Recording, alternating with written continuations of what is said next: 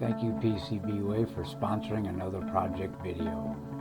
So as you guys know, PCBWay has made several rotors for me, this being the first one, aluminum rotor. Because I've always wanted to do an aluminum rotor, but I didn't have the tools to actually make one. And when PCBWay contacted me, said that they wanted to work with me, I was like, yeah, I was excited, especially when I learned that they didn't do just circuit boards, that they did a lot of stuff, CNC, sheet metal fabrication, but most of all 3D printing. And they did things like SLS and cool stuff like this. I could never, now I've got a 3D printer, but I could never print clear resin parts like this. Nor could I do aluminum. Let me get some of these wires out of here. Yeah, there's no way that I could print aluminum rotors. And so when they did the first one, I was like, yeah, that is crazy. And then they sent me this thing inside one of the packages, and I was curious at how they made this. I didn't know if this was something they had outsourced, you know, just as a tchotchke type thing. And they said, no, they did this through SLS and translucence, or I forgot what they called it. Some kind of a spray, a varnish. But this was done with SLS 3D printing. And so,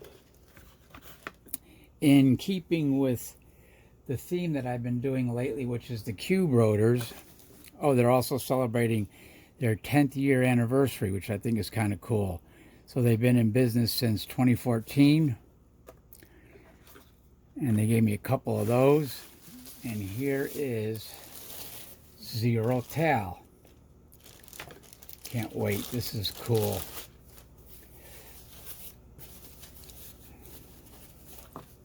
Look at that.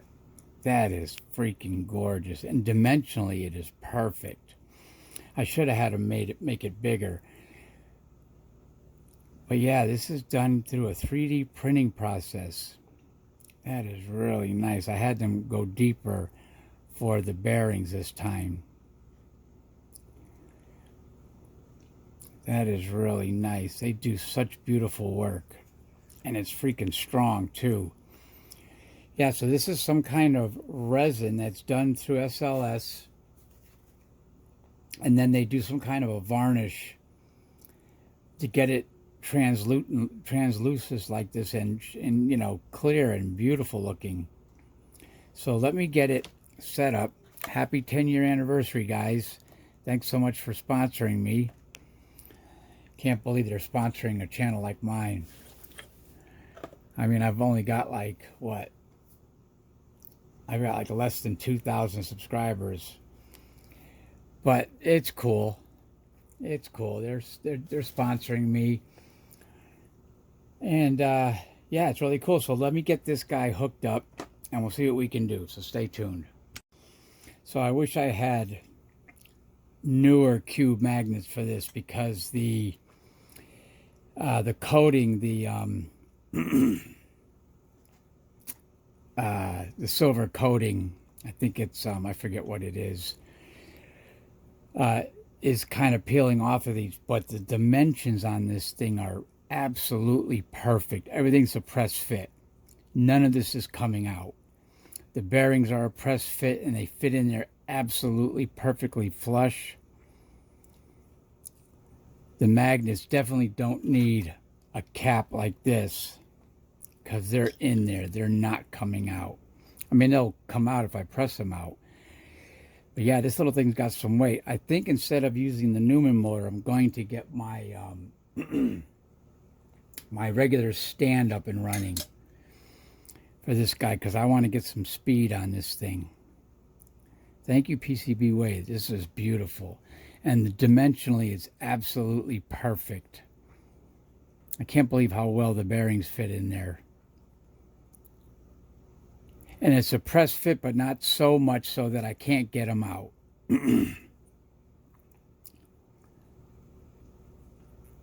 Gorgeous. Absolutely gorgeous. All right, let's get the stand fired up. Stay tuned. All right, so I have it set up in my test stand, which is a maglev. It's floating on a, what you call it. So let me fire this up. This is not a self-starter. And I have it hooked to my Sky circuit, my JL94 circuit.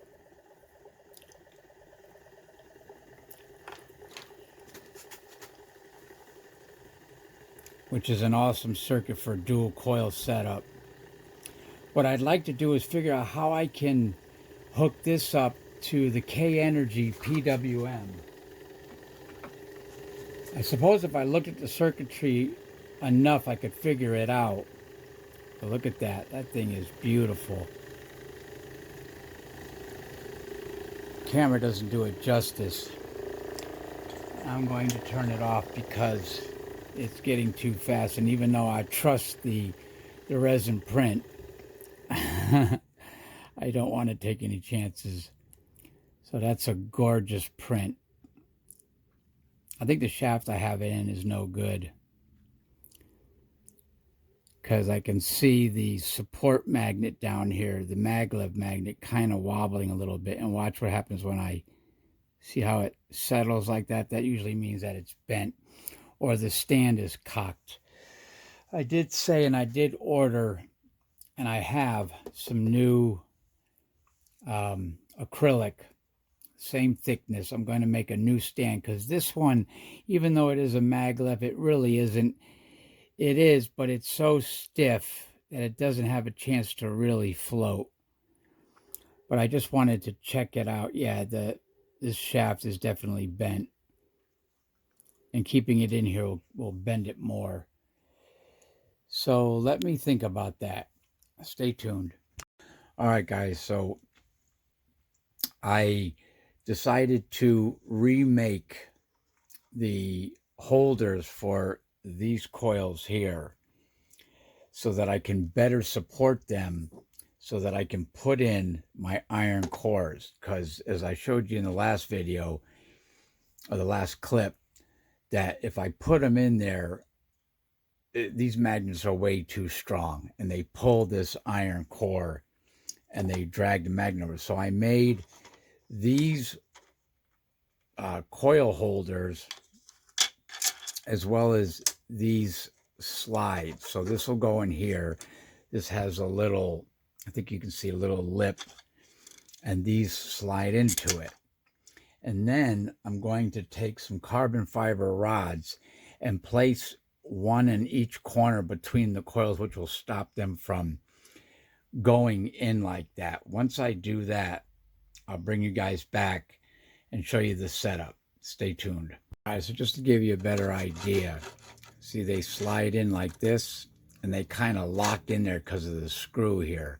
I didn't account for the screw, so I kind of flattened it with my little portable grinder. I've got a regular grinder over there, but I have this little one from Harbor Freight, Chicago Electric, that I have right behind me that I use a lot. It's not the greatest thing in the world, but hey, for what it costs and for what it can do. Anyway, I love Harbor Freight tools. But yeah, so this has like a lip on it, and then it will slide right in there like that, and then kind of lock right there. What I'm going to do, though, is what I always do, because I don't want to put a second screw here, because then it will be too tight. Maybe I will. I was going to just throw a little hot glue right there and right there. And then these guys fit like that.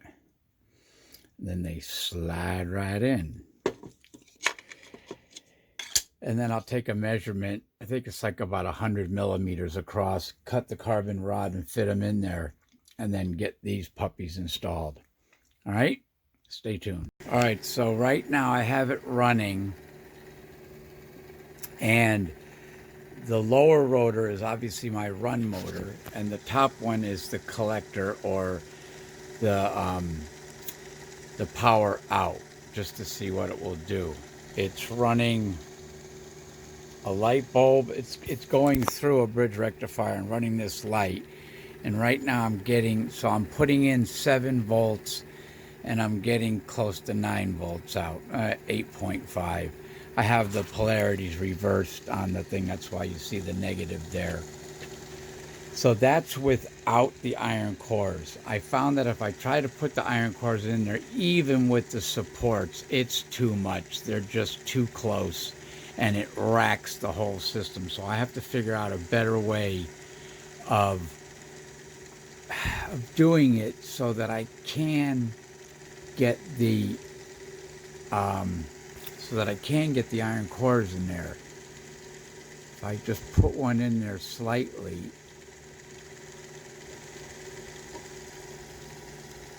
you can see the voltage going up ever so slightly. If I leave it like that, and I get another one in over here, if I could find out what I'm doing here, you can see the voltage starting to go up a little bit, but I don't have them all the way in. And I don't dare, because it'll rack like crazy. So I have to figure out a better way of doing that, so stay tuned. Oh, and I also 3D printed this pretty cool little flat rotor with these big N52 disc magnets. I want to put that in there too and see how that goes. So stay tuned. Really quick, so I took the light off of the output of this bridge rectifier. So I got 7 volts going in. You can see it back there, and I'm getting like almost 14 volts out, so almost double. Of course, that's not the true story. Just because I have more volts coming out than going in doesn't mean I have more power coming out than going in. This is definitely not over unity. I'm just showing you an example of how to produce some power with this rig with my PCBWay rotor. Here, let me show you that rotor again. Let me turn this guy off. Let me turn that guy off. Now, stopping this thing is a little tricky. There we go. Because this has some torque.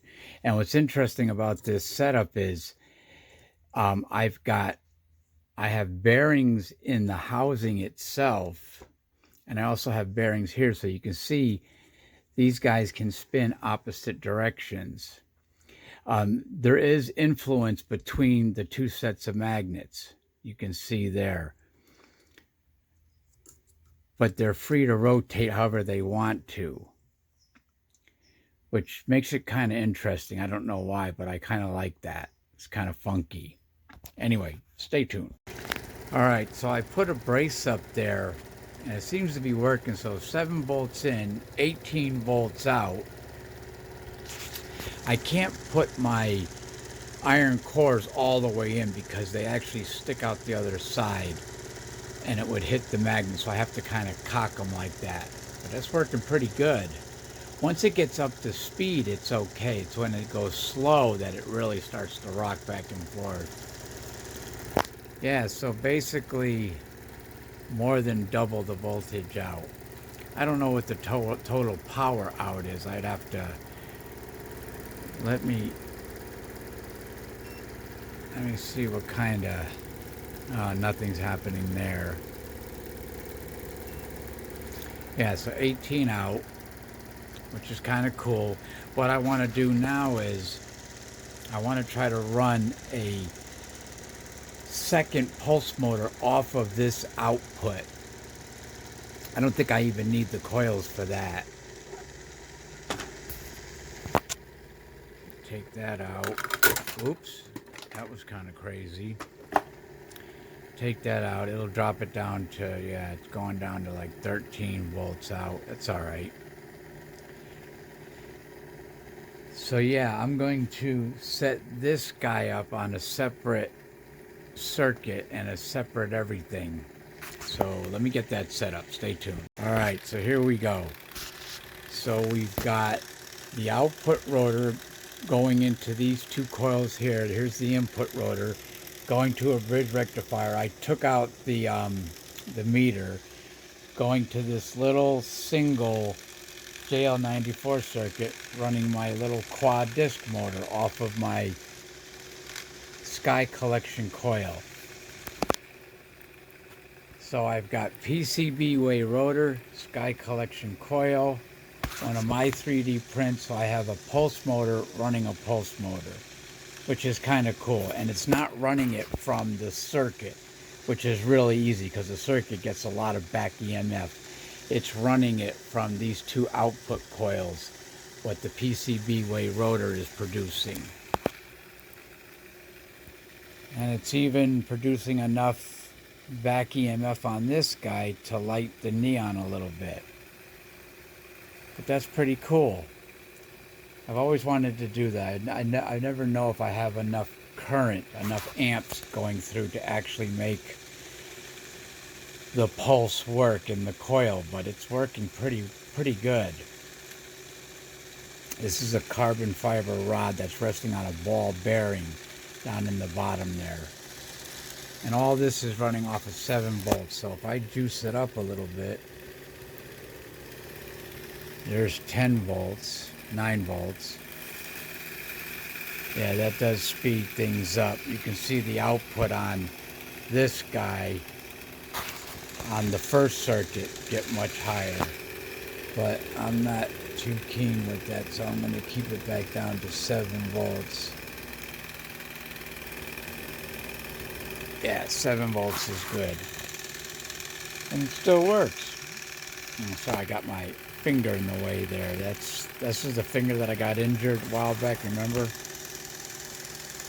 But this guy's working really well. Now I wonder if I get the iron cores and I try to slide them in nice and easy, like I have to cock it though so it doesn't, whoops. I don't know why I did that. Yeah, that definitely increased the amps going into the second pulse motor.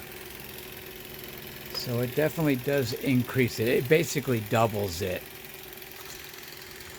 So one pulse motor running another pulse motor. I know it's not a big deal to some of you guys, but I've always wanted to do it, and I don't think I've ever done it in any of my videos. All right, I want to get this guy in here with the PCBWay rotor. So stay tuned for that. All right, so I have it on a different circuit, one that actually can do output, and it's putting out 12 volts of back EMF from this little setup here. So pulse motor running another pulse motor, putting out 13 volts of back EMF on here. That's crazy. There we go. 8 volts coming out, going to my D coil. I have another one that I have to wind. I don't have the new meter hooked up. I just wanted to test this circuit out. This is a really old JL94, but still works great. And what I did was I put a separator on this guy so I could put it in there and then put it in here. Come on, man.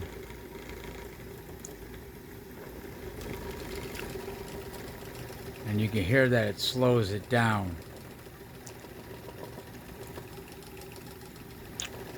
So let me turn up.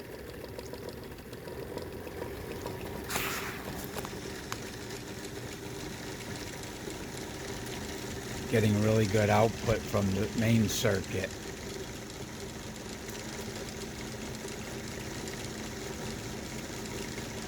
The brace does help, especially with the iron cores in there. I was getting some back EMF on this circuit, shown by the the neon bulb, but I'm not getting it. Sometimes I get it, sometimes I don't. I think it all depends on how I position the coil. But anyway, pulse motor running pulse motor. I should see if I could run this pulse motor off of this one. Probably not.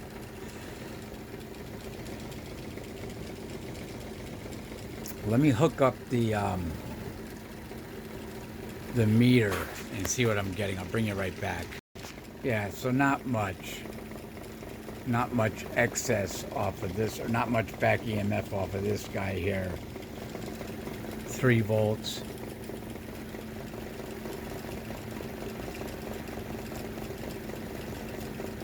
I should check it to see how much I'm getting off of the coils themselves. Hold on. That's at the full 12 volts that I usually run the pulse motors at. This guy's still running okay. Solid output from this beast. Let's see if I can get everything in the picture there.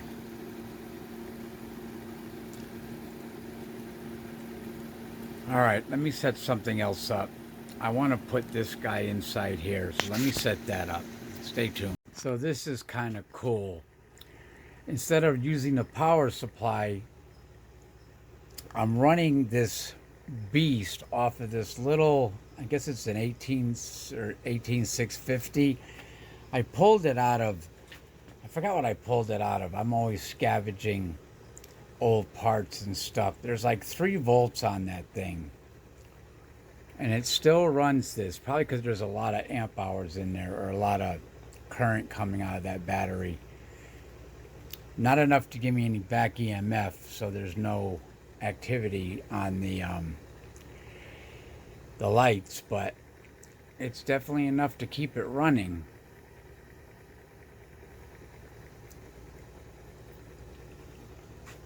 And not enough to activate the light from this guy here, unless I have this hooked up wrong. Hold on. Yeah, no, it's not enough. Not enough speed on the top rotor. But I find that fascinating that that little battery will run this pulse motor. All right, let me get the let me get this guy on there. I'll have to figure out the coil situation. I'll probably have to take these sliders off because I want to put a pancake coil underneath there. So stay tuned. All right, there we go. I've got the quad disc rotor on top, charging up these 2 coils, which are going to the bridge rectifier, which is pumping out some decent DC to light this 120 volt light. Of course, I'm getting really good output for back EMF from my regular circuit.